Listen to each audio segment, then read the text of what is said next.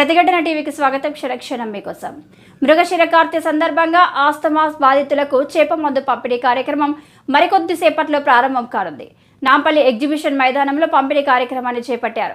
మందు కోసం ఇతర రాష్ట్రాలు, జిల్లాల నుంచి ప్రజలు పెద్ద ఎత్తున తరలివస్తున్నారు. వారి కోసం నిర్వాహకులు ఏర్పాట్లు చేశారు. 2 రోజుల ముందే చేప మందు కోసం చాలా మంది నాంపల్లి ఎగ్జిబిషన్ మైదానంకు చేరుకొని షెడ్లలో బస చేశారు. ఉదయం 9:30 ప్రారంభమయ్యే చేప మందు పంపిణీ కార్యక్రమం 24 గంటల పాటు సాగనుంది. ఇందుకోసం ప్రభుత్వ యంత్రాంగం ఏర్పాట్లు చేసింది. 1,60,000 చేప పిల్లలను సిద్ధం చేశారు. చేప మందు ప్రసాదం పంపిణీ కార్యక్రమాన్ని మంత్రులు ప్రారంభిస్తారు. చేప మందు పొందేందుకు వచ్చే వారికి ఎలాంటి ఇబ్బందులు పడకుండా అధికారులు ప్రత్యేక ఏర్పాట్లు చేశారు. 34 కౌంటర్లతో క్యూ లైన్లో ఇబ్బందులు పడకుండా ఏర్పాట్లు చేశారు.